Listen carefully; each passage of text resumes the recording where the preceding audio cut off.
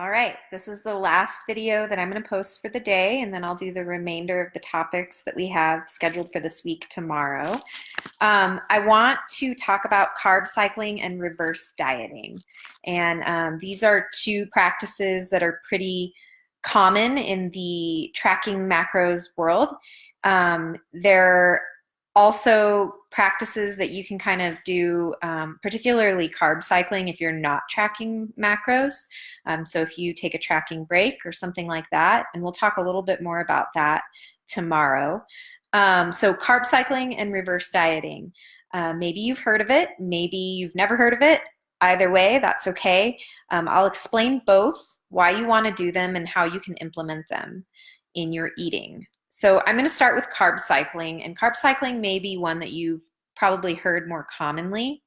To keep it super simple, high level, some days you have higher carbs and some days you have lower carbs. There are probably about 20 different ways that you can do carb cycling, and I want to just give you kind of a broad overview. You know enough now at this point, if you're tracking macros, you know how to make an adjustment, observe what happens over a couple of weeks. If it works, keep doing it, and if not, change something, right? And I talked about this 2-week idea in the last video about should you adjust your macros. This whole macros thing, it's an experiment. Okay, getting to know your body and how it responds to different amounts of carbs and fats, that knowledge is so empowering. And the more that you know about yourself and this experiment, the more empowering this experience can be, right? So an easy way to carb cycle is you pick a day, maybe two, and you want those days to be days that you are lifting weight or have your most intense workouts. You want to have higher carbs on the day where you are lifting heavy or maybe a total body workout. So that's when you use your carbohydrates the most efficiently. Good examples of this would be a Rebel Iron class or one of our more challenging Rebel classes, a leg day, a total body workout day. If you are doing 2 leg days per week, a second leg day is a great day to do carb cycling. So you can increase your carbs by about 10%. Then what you do is you lower your proteins by approximately 5% and you lower your fats by approximately 5%. And again, this is just one example of how you can do carb cycling. This is one of the more common examples of how to carb cycle. So you lower your proteins and your fats to make more room for carbohydrates. Calories remain consistent throughout the week in this example. Another way you can do carb cycle for a flexible eating plan is it's called a high, medium, and low. And I actually don't want to go too much into detail about high, medium, low carb cycling, because I honestly don't think that anyone in this group right now, or really any clients I've worked with, needs a low carb day, because we're already working a moderate carbs macro plan, and I don't really recommend going lower unless you want to try to experiment a little bit by rest day lowering your carbs to like 20%. Okay, I don't find it necessary really for any client that I've worked with, again, to do this. But if you want to experiment, I recommend doing that low carb day on a rest day. So how do you do carb cycling if you aren't tracking macros? On your lift days, so high activity days for your workouts. Those are the days you may want to eat bread or toast and oatmeal in the morning, your starchier carbs. And then on the other days, or your normal days, carbs come more in the form of vegetables, maybe a grain at breakfast or a grain at dinner, one or the other type of situation. There's so many ways that you can do carb cycling. This is just a couple of examples, but really the gist is your more intense activity days leg day is what I normally think of for me personally anyway. Those are the days where carbs are increased, and then you lower your proteins and fats. More activity, more carbs, rest day, lower your carbs. Okay? So why would you want a carb cycle?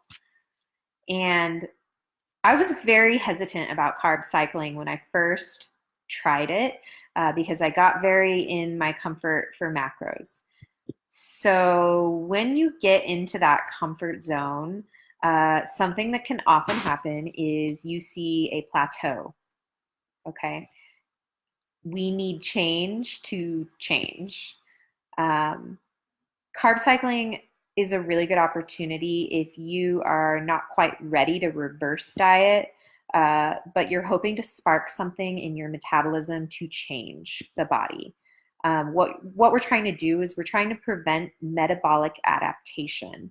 I mentioned in the video about adjusting or whether or not to adjust macros that you may want to consider adding 5 to 10 grams of carbs and 1 to 2 grams of fat. That it's the same general idea. We want to avoid metabolic adaptation. Our body will adapt to what we're giving it. And I also touched on this when we talked about whether or not you think you're eating too much. The body adapts to what you do to it. So we want to avoid plateau by making adjustments, having these little experiments within the body. So that's carb cycling. It's pretty easy to implement if you plan ahead with how you're going to be working out. Okay. Reverse dieting. So at this point, I'm just going to go ahead and mention that I don't think there's anyone who needs to reverse diet yet, but I want to fill you in on the information just in case this is something that comes up. If you have a hard time eating enough and you have not been eating enough for a long period of time and you know you need to eat more, but you're kind of afraid, you don't know what to do, this is where reverse dieting can be super beneficial.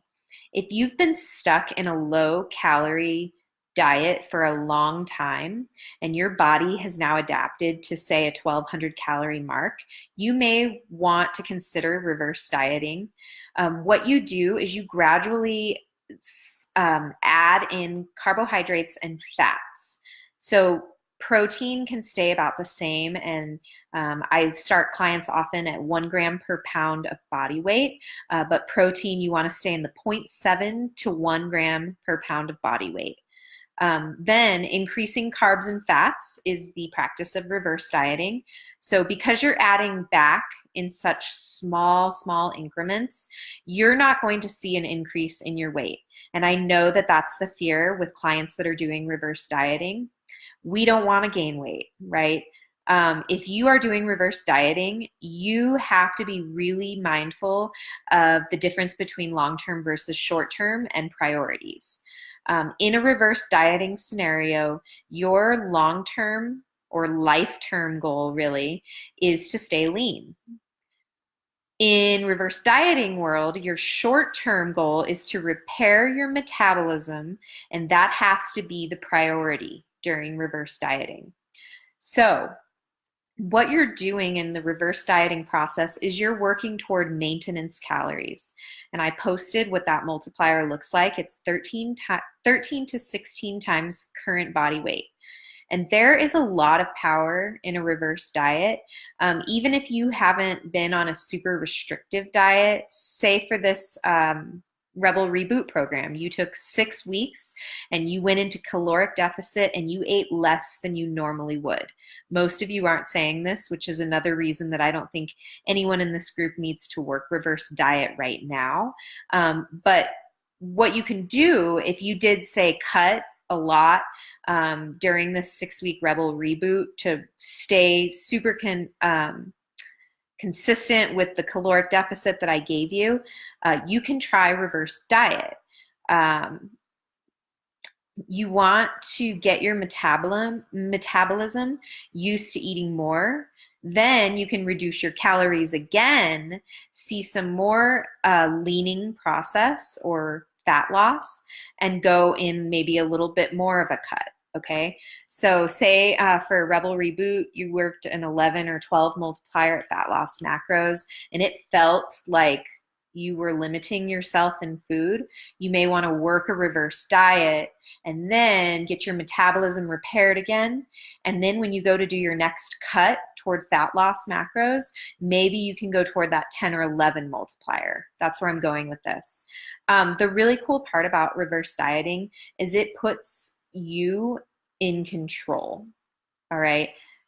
There are so many ways to manipulate macros. You can even, once you've been doing this for a while and you're practicing healthy eating and you're noticing changes, and you can reverse diet and you can go back to maintenance number of calories, feel comfortable there, and then cut again and lean back, and make changes in your body and then work your calories back up and reverse diet. Think about how many possibilities you have. And this is a practice that takes a long time to get comfortable with. But say you are going on a vacation or you're in a wedding, you can go in a caloric deficit and then you can eat back up to maintenance calories using a reverse dieting technique. This is a little bit more advanced, but I just want to give you this information to show you that macros puts you in control. I love it. I love reverse dieting as well. The hard part about reverse dieting, and I think almost everyone I've ever talked to that's done it, and this goes for myself personally as well, the hardest part is the mental aspect. Most people doing reverse dieting, they are already thin and lean, and there's that fear, right? That fear that you're going to gain weight. You might perceive changes that aren't actually as drastic as they seem to feel. When you first start reverse dieting, you're making the smallest changes in percentages and calories.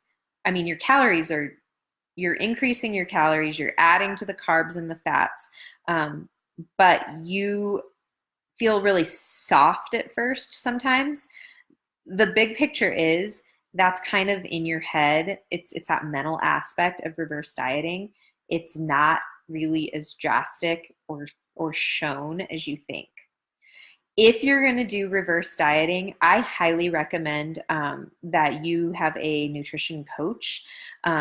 It's a great way to keep kind of your perspective as you work through a reverse diet.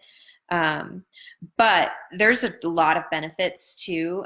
One major benefit in a reverse dieting plan is if you are working toward gaining strength at the gym, lifting heavier, maybe you're even using it as a stepping stone toward a muscle gain macro plan.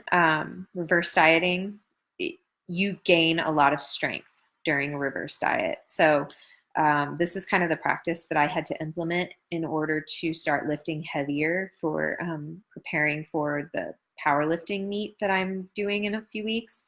So something I want to throw out there, it's not something that I think anyone in this group needs to do right now.